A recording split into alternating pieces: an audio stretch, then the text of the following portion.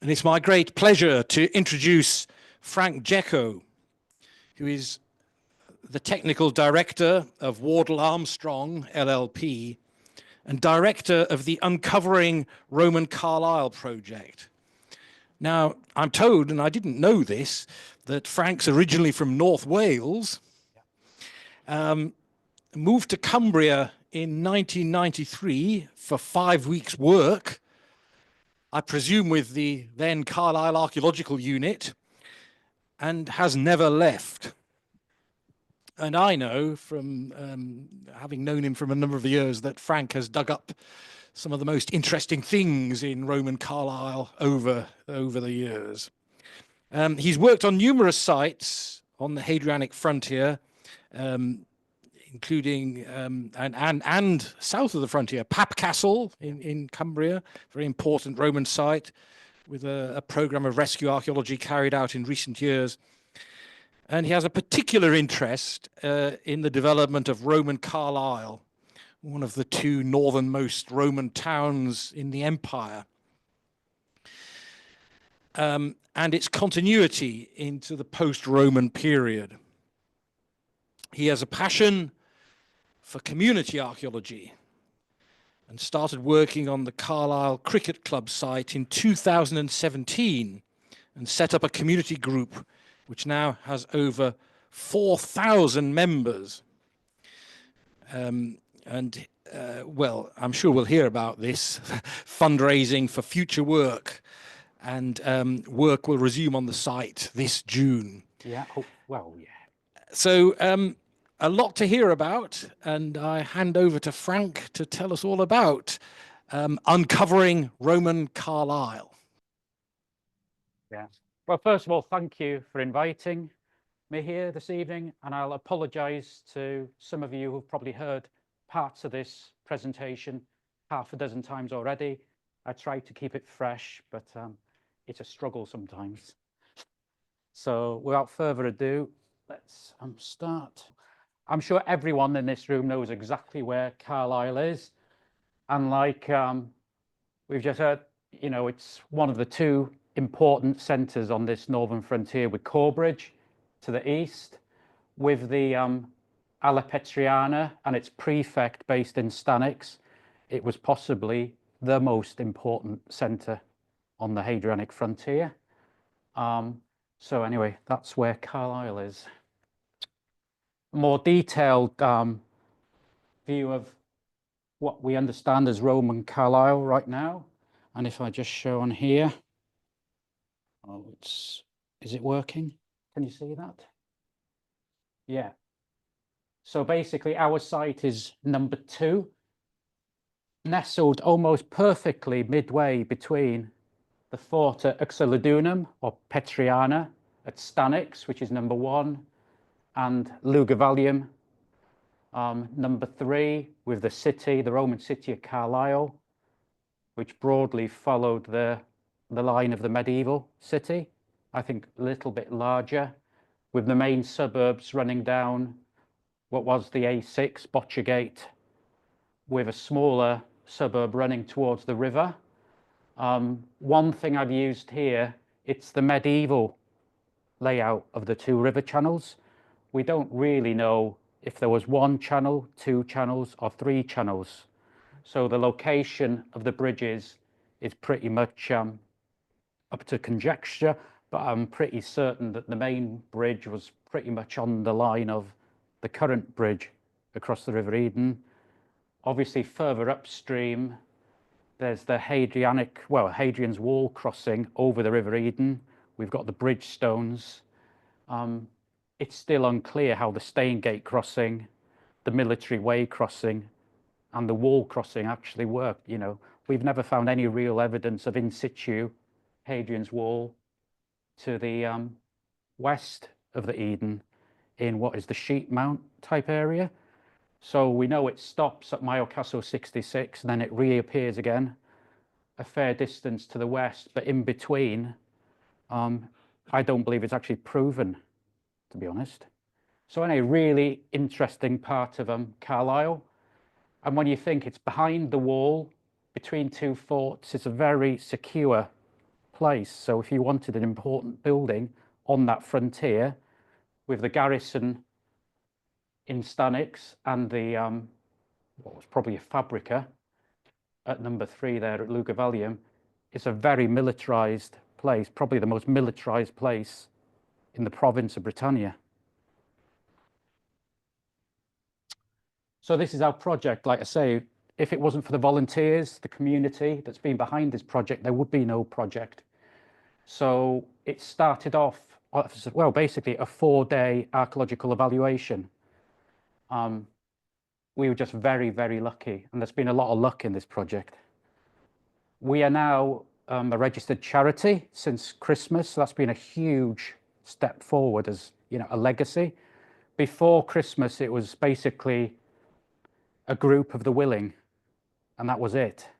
So now we are a charity, we've got ambitions. It isn't just going to be the cricket club, so watch this space for what we're hoping to develop it into. And I like to say, with luck, it started off with bad luck. This was the floods. Every 10 years, we seem to have a 1 in 1,000 year flood event in Carlisle. And this is the cricket pavilion. So after being flooded twice, terribly, they decided we needed to move our pavilion onto the higher ground. Luckily for us, the higher ground is where our site is. So that 4-day evaluation was where they proposed to move their pavilion. That's how the whole project started. We had 4 little trenches, and we were just very lucky that one of our trench, which was the last trench, hit the top of this hypercore stack.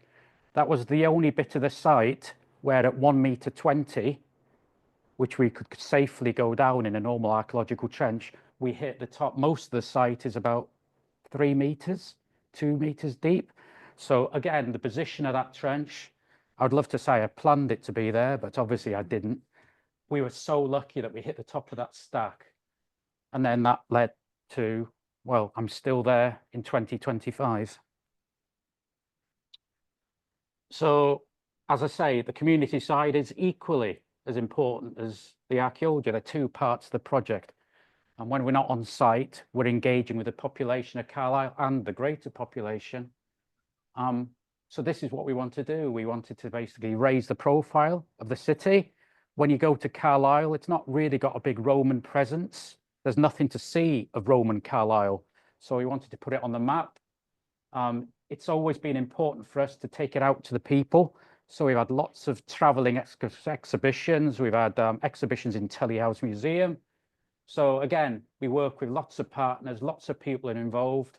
And I have to say a huge thank you every time to Carlisle Cricket Club. They're a very accommodating landlord. So anyway, let's get into archaeology. We've got some Mesolithic flints. We've got some Bronze Age material that we've got over the years. And it's stacking up now. I think we have about 30 or 40 flints. But the story of our site really starts in the Hadrianic period. There's no Flavian occupation on the site. So the first thing we found was this substantial road running east-west. Where is it going? We don't know. It could be heading towards Milecastle 66. When you think about it, it would be the first crossing point east of the River Eden. So strategically, it's a very important crossing point. It must have been a point of crossing that didn't go through the middle of Stanix fort. You wouldn't want the main commerce traveling through the center of the fort at Stanix. So there must have been a substantial route north that avoided Petriana. This may have been it. It was a beautifully constructed road, had that textbook agger on it, you can see on that slide. The foundations are nearly 1 meter deep to this road, incredibly well constructed. We had this one slot put across it. Again, it's got a very strange, if I use this other one to show you here, there's a late Roman, sub-Roman structure that uses the road as a surface. The interesting thing is this then goes out of use and there's a very late surface that actually seals this late Roman thing. I don't know what it is. And then the final phase of this road, we've got, I think, 3 silver pennies from the 13th century.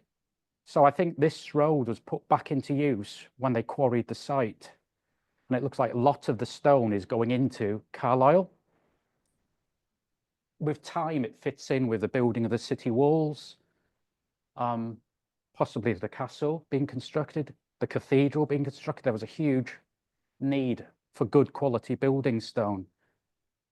So anyway, that's my thoughts. So this road goes back into use in the 12th and 13th century.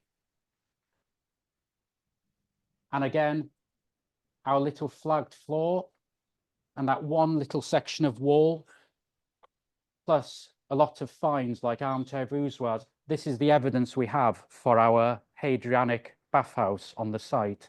It's been almost totally obliterated by the Severan building.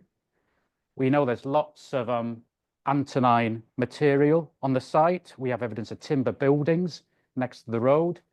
So we know this was a focus of extramural activity with a small block plan bathhouse.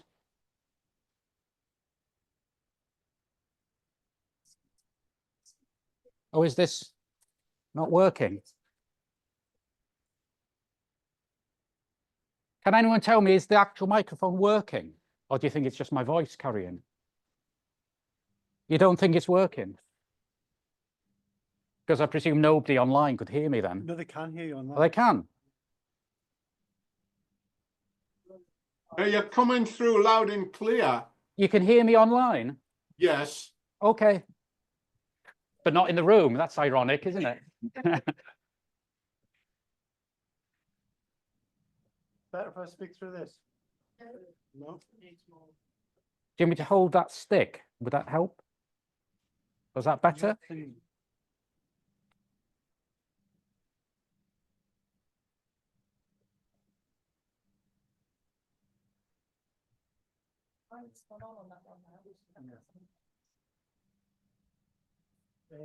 No, no, no.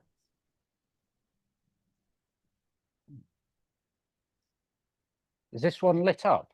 That's working. Okay. Because I'm listening to it on. Okay. Shall I just speak louder then? That's the easy option, isn't it? I was used to do it. Yeah. I'll just shout. Okay. So this is the plan. This is the earliest phase of occupation we've got on the site. I've just used a typical block plan of a bathhouse that you'd see on numerous other places like Chester's, Bewcastle. We've just got a few fragments of this to locate it. You can see it's perfectly aligned with this east-west road. We've got a bit of Hadrianic drain. It's quite interesting. The later Severan building has tapped into a section of the Hadrianic drain. That's the only bit they've used, and this is the drain that's leading from the furnace room. The rest of it has just been terraced away.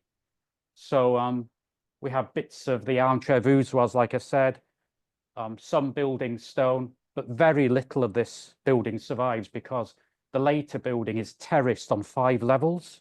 So we are just really lucky that between the walls and the terracing, this tiny little fragment actually survived. And this is the Severan phase, which is on a scale. You can see here, this is the Hadrianic bathhouse. Here's one of the huge robbed out Severan walls. There's another huge Severan wall, and this is one of the terraces. That's a bit of concrete floor surviving. And this is a location of a large tank. So we don't know if it was a cistern or a header tank for the water, or maybe it was a water feature. We just don't know. But yeah, so in here, that's what we've got left with a few extra cuts here for robbed out walls of the Hadrianic. So this is our slither that we had of the Hadrianic bathhouse. But you can see the difference in scale between the walls. The Severan building here, you can see the walls are normally 1.20 meters to 1.30 meters wide, and the foundations are going down in places 1.80 meters to 2 meters. So they're huge foundation walls, largely robbed out. But you can see here, we have lovely cut ashlar stone. It's then sitting on a layer of crushed red sandstone, which is then sitting on top of clay and cobble foundation. So it's a really constructed foundation.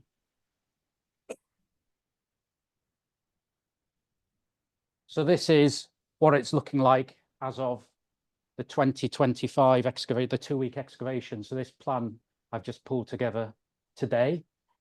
So basically this area in red is what we focused in February. We'd revisited the site. We looked at it over a few occasions, but I wanted just to have a look at this central bit of the building, one of the best preserved bits of the building. I was hoping to find more evidence of late sub-Roman occupation on the demolition layer within these heated rooms, because like a few other sites, like I know the granaries at Bird Oswald, where they infilled the underfloor vents there. Here, it looked like the hypercourse had been deliberately infilled and a crude floor surface made. In, I think, 2017, we had a lovely late Roman bronze hairpin from this floor surface. Unfortunately, we didn't find any more late evidence this season, but we've now got the full floor plan of rooms A, B, C, and D. So these would have been the hot rooms. You can see the furnace room to the west of the site, which is just there. So we focused in these 4 rooms, and it was really, really useful information. These walls now are proven. A lot of these walls before this last season were projections. This plan is really starting to pull together. Another thing you can see is our road. And what we've now found in 2024 as well is the Hadrianic Road is obviously on a different alignment to the Severn monumental building. The road then turns. We have a later rebuild of the road that's signified here by the blue arrow. The green arrow is the Hadrianic alignment. It shifts in the Severn period. And what we now found is the material on the south side of our road, which is, let's see if I can do it on here. This is our road. It then gets realigned here, and the drain from this point forth on the realignment is rebuilt far cruder than the original drain. So there's some strange modification and realignment of that road that I thought it was all Severn. It looks like the road now may be later 3rd century remodeling. And it's quite important now because we have lots of evidence of this Severn building being massively modified soon after it's built. So in its original form, I think it had a very short lifespan. It may have been a white elephant, a building that needed to be repurposed for something else. We just don't know. And the bit we really want to look at this year, we'll be focusing on, is the area to the south of that road, where we've got another terrace. So I'm sure there'll be Hadrianic and Antonine material beneath this terrace. It's been raised about 1 meter to create this flat open area to the south of the road. And then we have this other large timber building built on a platform above this terrace, where they must have raised it about another 60 centimeters. The other thing we found were 2 that we think are column bases. Similar things would be like a Jupiter column base that you see in places. So we had the Fortuna sculpture from there, and lots of high status material, like we had a patera handle, some little votive pots. So there's been lots of strange activity going on this south side. It's not dissimilar to the stuff we had in the Antonine period, where there's lots of typical extramural shops, lots of consumption of meat, beef, lots of drinking, lots of wine. So the whole thing shifts from this Antonine Hadrianic occupation. Something strange goes on in this Severn building where everything's demolished. This building's on 5 terraces, south facing, and they create this flat area with these two column bases and this large timber building on a platform that could be maybe a temple. Just don't know yet. And this is what we're hoping to look at in 2025 in our main season, to see what is that building. Last year, we only had enough time to come to the top of this. We recorded it as pre-X. We really need to understand what this building is. So this gives you an idea of what's surviving and why it works really well as a community archaeology project. We have islands of preservation surrounded by huge robber trenches. It's a lot of hard work because the material we're shifting is medieval backfill. Some of this robbing, we now know, is also going on soon after the Severn building's constructed. So we have robbed out walls in the 4th century modification. I think we've got robbed out walls in the later 3rd century now. But the vast majority of the site is totally quarried in this 12th, 13th century period. So it makes joining the dots quite difficult because the site, if you've ever been there, it's very bitty. We have some areas of incredible preservation surrounded by 5 to 10 meter diameter quarry pits. So it's only looking back, pulling all the various seasons together, that we're starting to create this picture of what's going on. But you can see where we do find the walls, they're incredible. And I'm starting to think some of these walls are surviving because they're in working areas when they were quarrying the site. As they're going down 2 or 3 meters, 4 meters in places, they'd have to have their ramps to get into the site to quarry. So I think where they've got their ramps or where they're sorting the stone, we're having these little islands of preservation. This is from February, which was drier than May, June last year, which was incredible. And it just gives you an idea of what I said we've been proving. Foundations are there where we were projecting them before. So we've now confirmed another east-west wall. This is going through rooms A and D. This is a lovely section across the robber trench. And one thing we found is another fragment of, I think, the earlier Hadrianic bathhouse that survives underneath the floor. I don't know if you can see here. We have a wall surviving that's sealed by the Severn floor surface. So that was brilliant. We've got another little bit of that building. And it actually fits in with the projection of the block plan bathhouse, which is fantastic.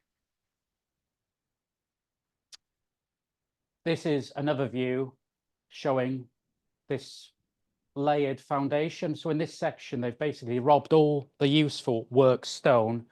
They've just left the smashed up lower foundation course. If we would have had more time, we would have taken this down and we would have got onto the clay and cobble foundation beneath it.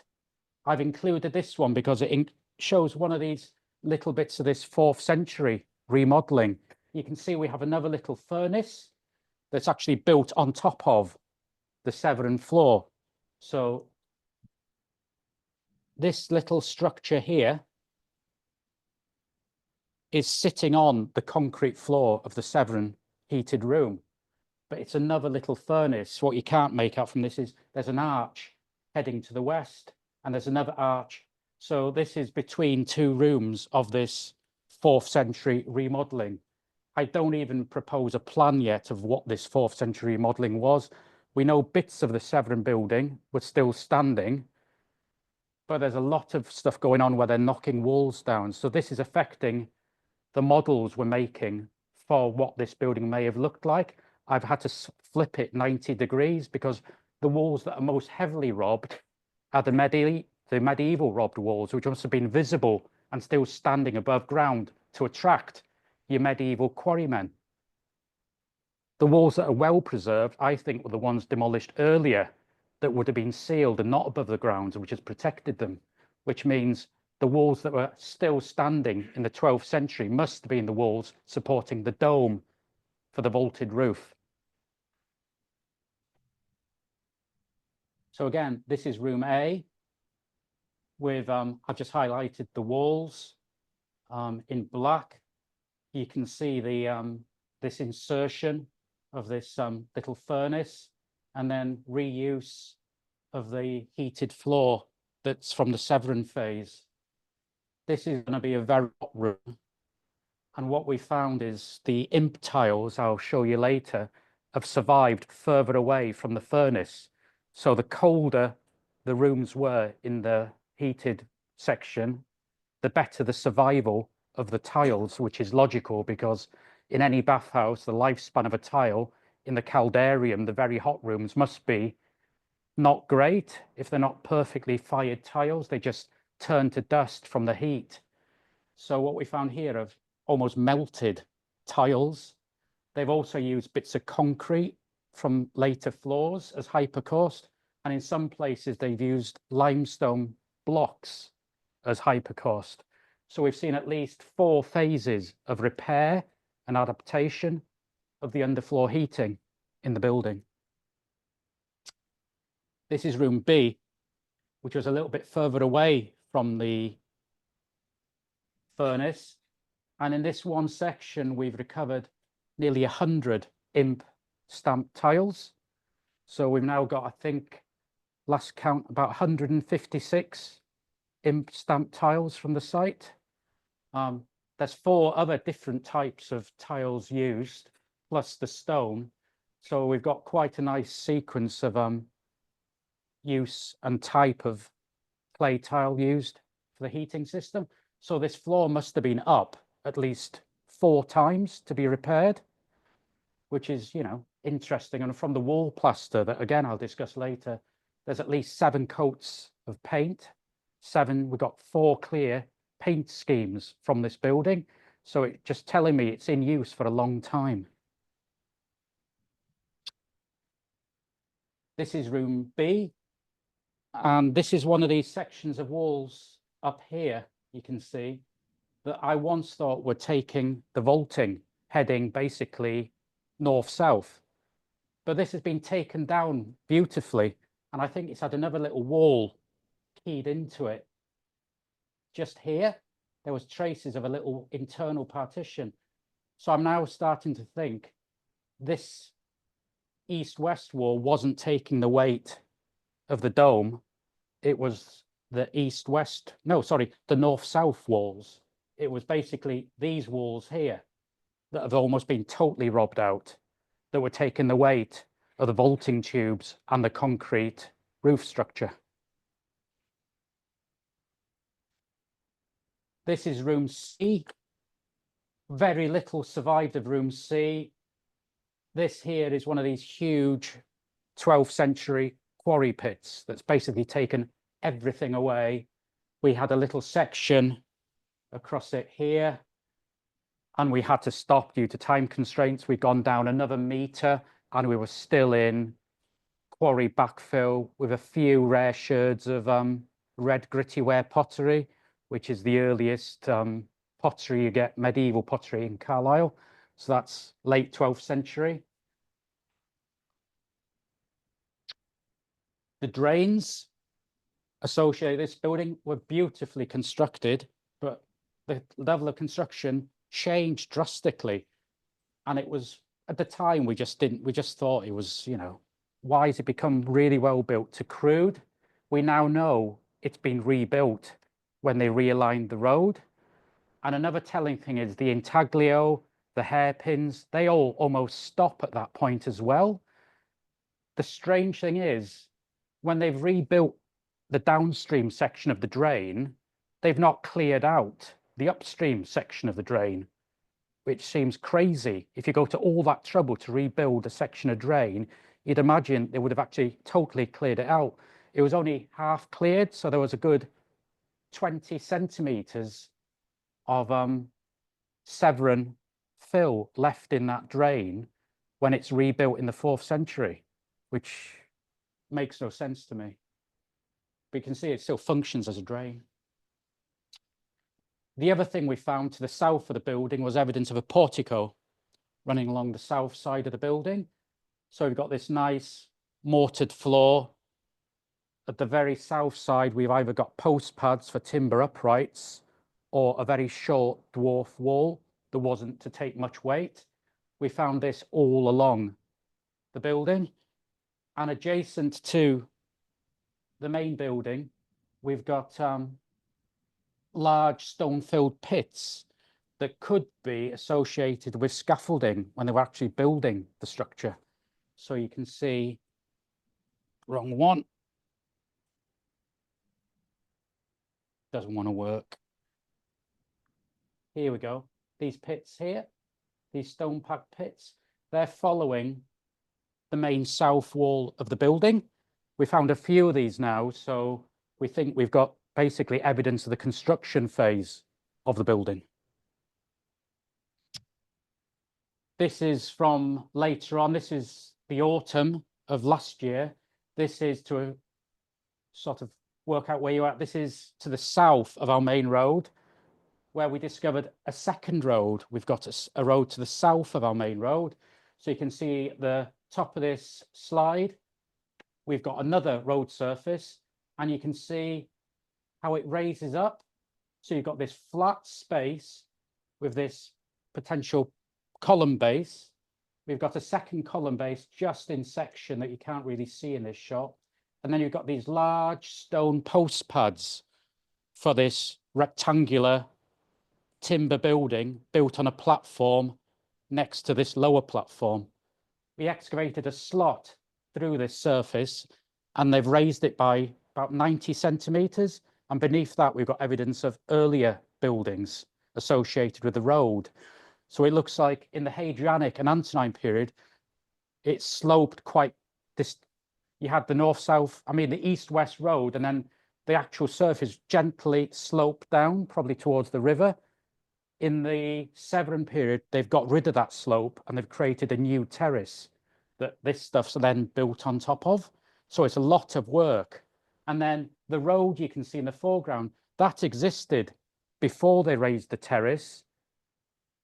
They then raise the level and then they reconstitute the road 60 centimeters higher up.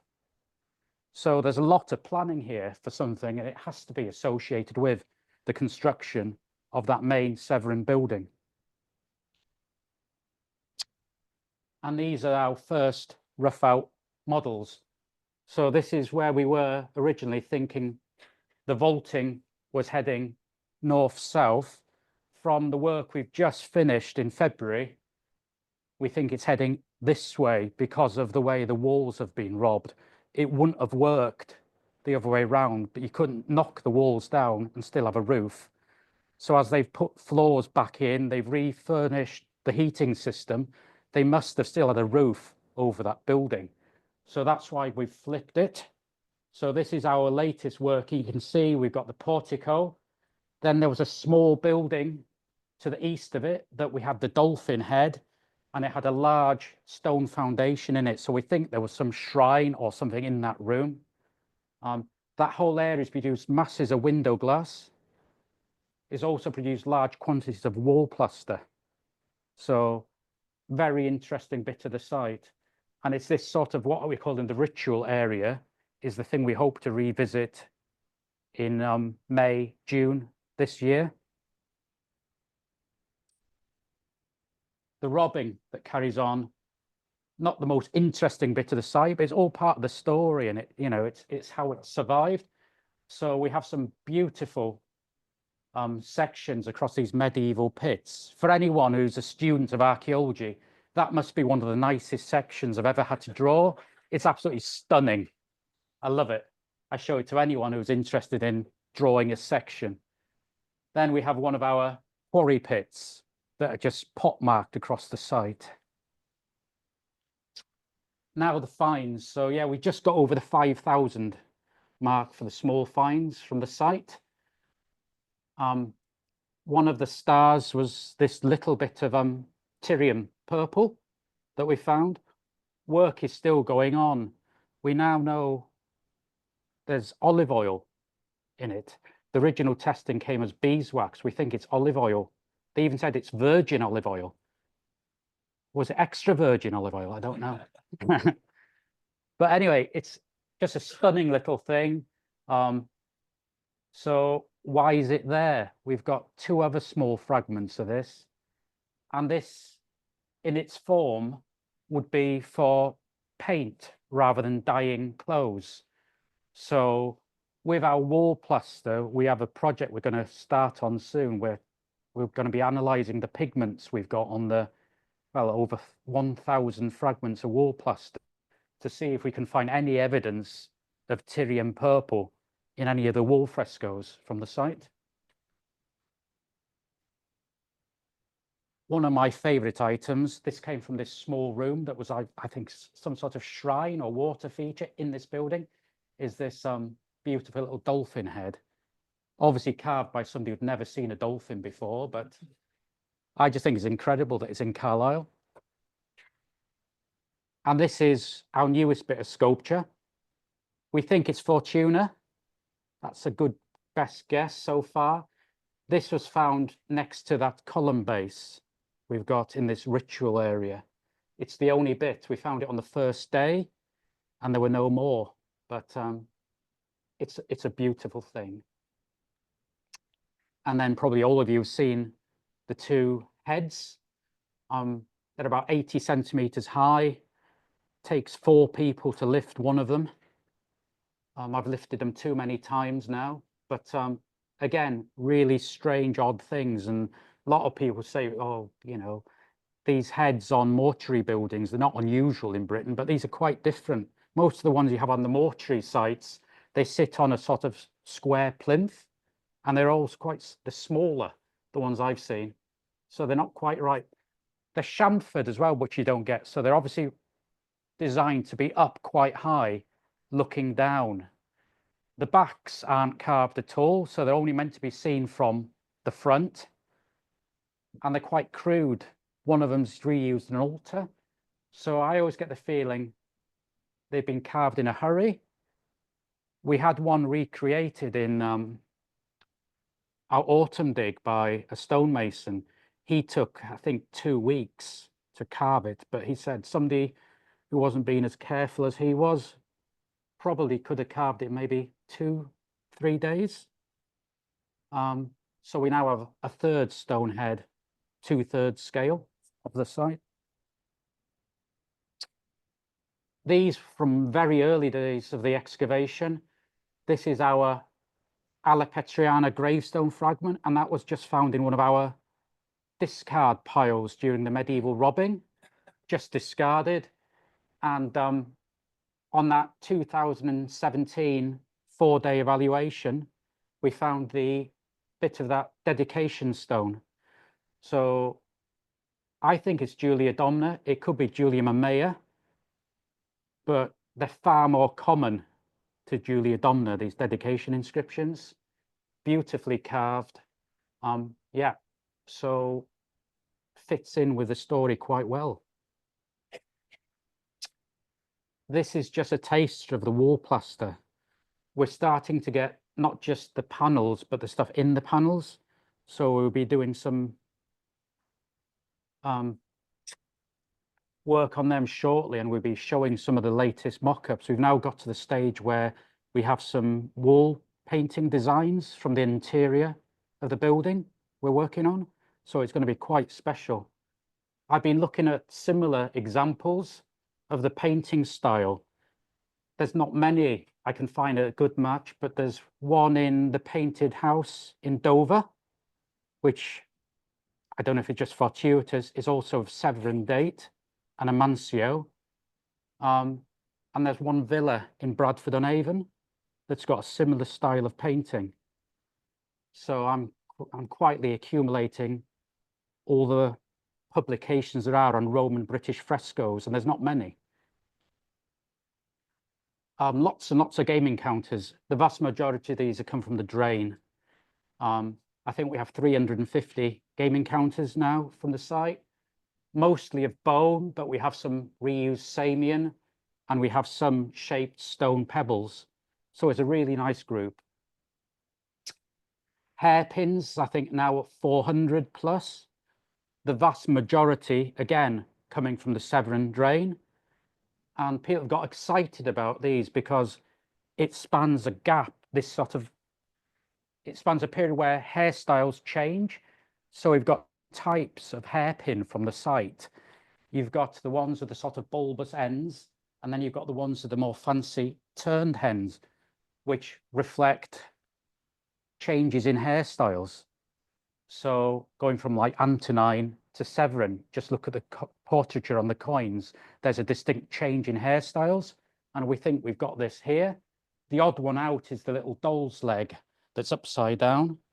I've put the arrow on it. That's part of a little bone doll for a child.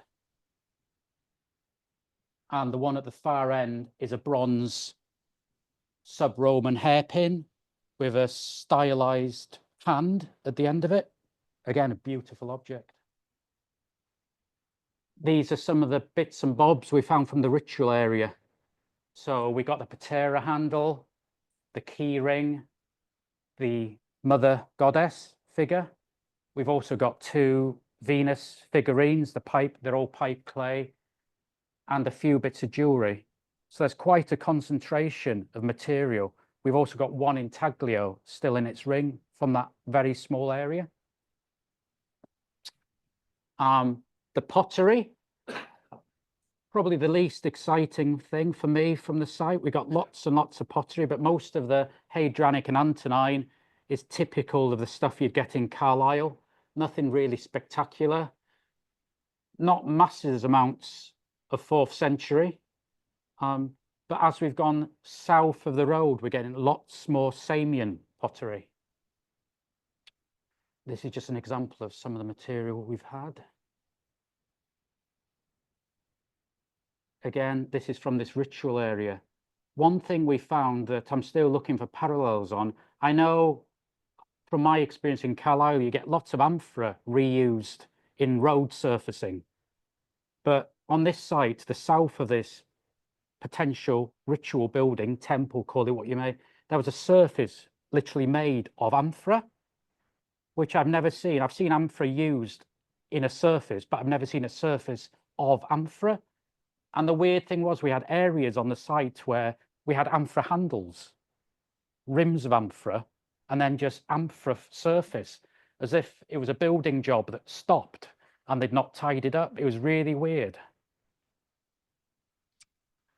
The imperial stamped tiles have got a lot of attention. They're still pretty enigmatic things, but we know the focus of them is Carlisle.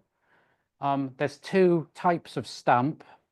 Annetwell Street has about 64, the unpublished site, and they're linked to the rebuilding of the fort in stone, which if we push up a little bit to the sort of Severin period, it could actually be contemporary. There's a few from the cathedral, which are exact matches of these, that could relate to the forum that they think was under the cathedral. So you only build a forum when it gets its civic status, which again, they now think is probably early 3rd century. So are all these things connected? The vaulting tubes, again, an odd thing on this site. We've got hundreds of these tubes. I don't know the total yet, but it's an odd construction technique. And I think I've not found an earlier use of vaulting tubes in the province yet. It's a North African style of construction. And again, with the imp tiles, the date of it, this is what's linking it to this Severin connection, especially when you think we have a dedication inscription to the Empress Julia Domna. So all these things are sort of aligning to say, is this building built for a specific purpose? Another odd thing we've got is this little bronze lion. The only other example from Britain is from York. And what was it? It's a strange thing. Some people said you have these little pen knives that have a, it's not a pen knife.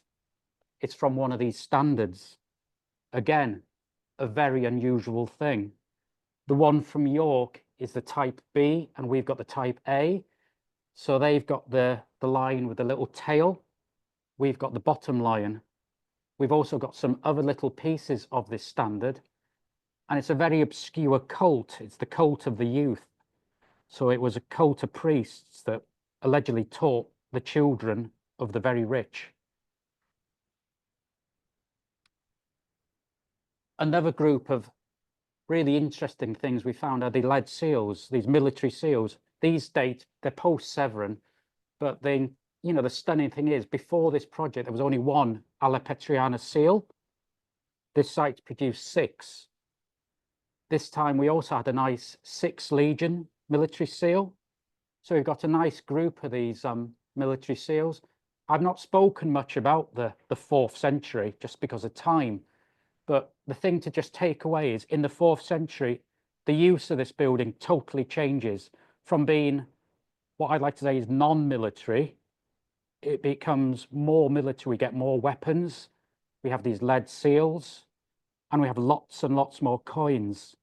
So it looks like, I like to think of it serving some sort of administrative role in probably the first 30 years of the 4th century. Then something changes again. It declines, but for this period, there's intense activity on the site.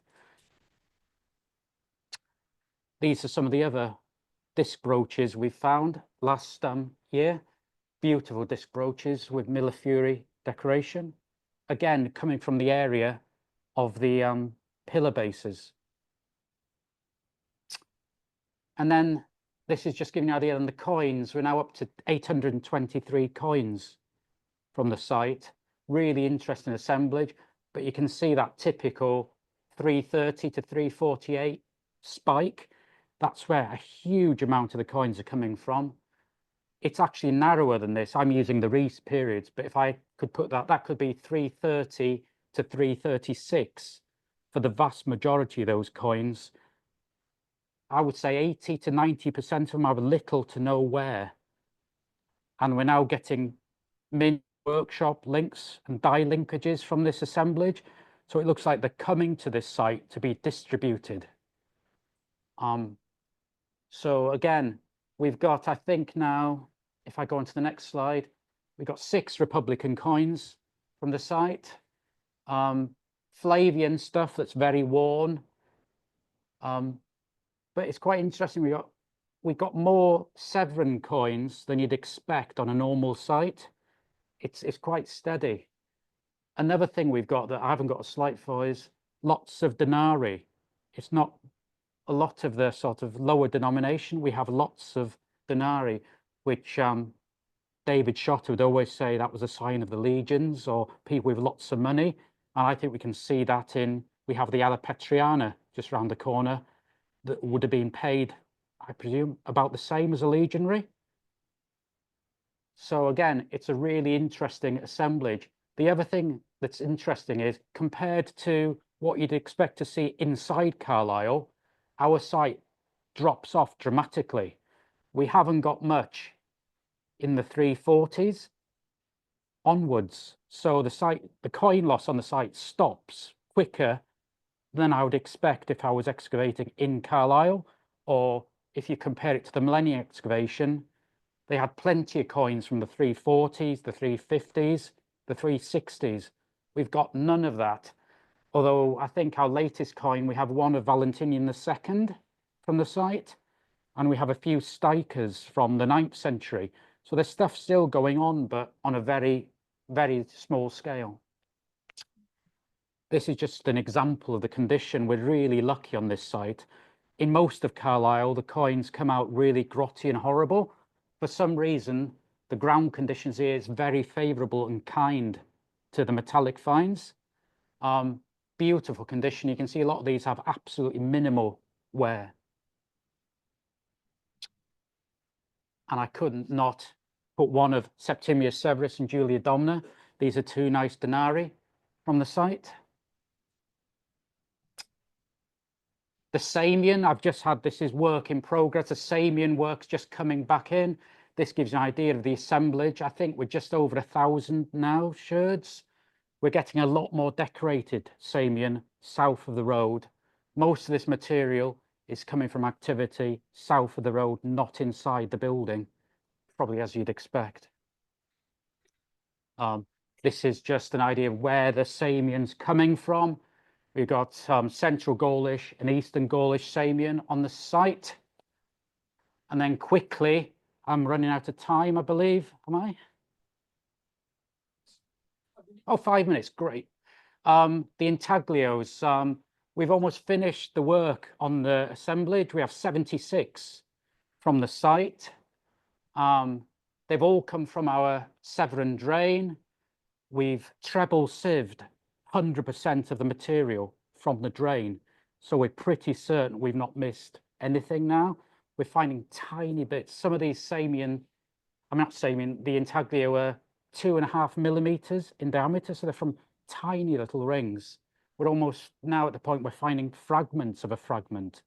So yeah, it's been, you know, I have to take my hat off to the people who have done this. Going through the same bucket of gravel 3 times is dedication. And these are the latest beautiful little objects. I think them works of art in their own right. We had an exhibition of these in Telly House. They absolutely look stunning. When you think some of these, like I said, 2 millimeters in size, and the work we're doing from the symbolism on them, you can say, well, this is probably for a lady, this is for a soldier, but we've got some, this is for a child, this is for a teenage lady going into marriage or going into childbirth. Each one of these, you know, meant something to the wearer.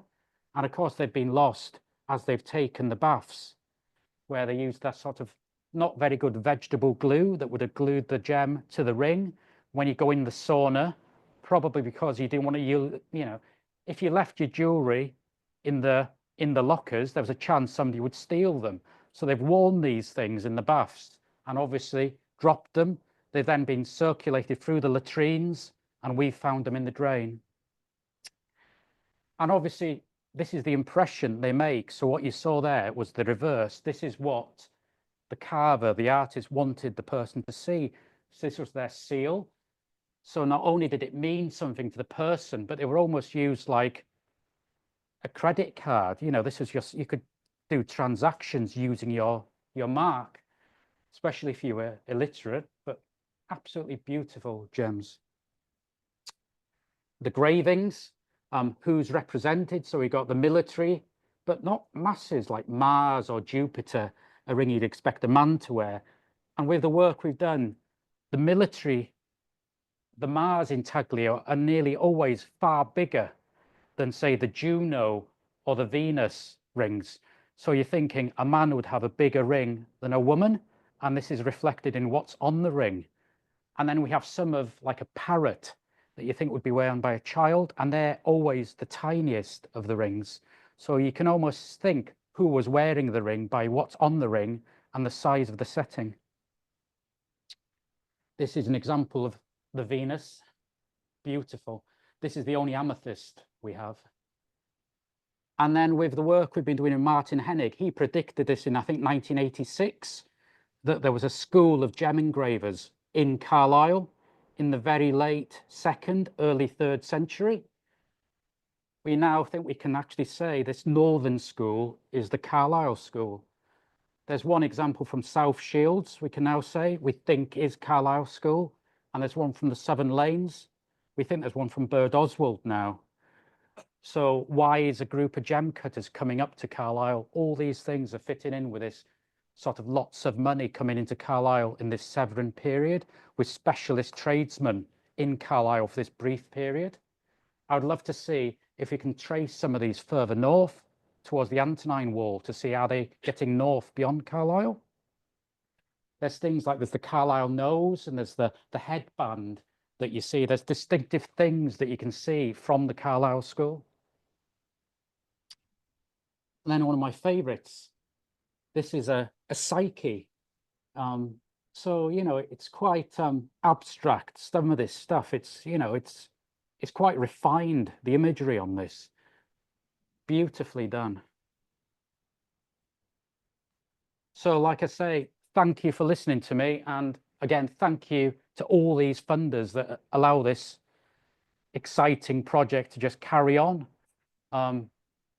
Sorry if I just glossed over some things, but there's far more going on this site that could ever touch on in 45 minutes. And like I say, we're fundraising for 2025. So look at our website. Every penny helps. Thank you very much for listening to us.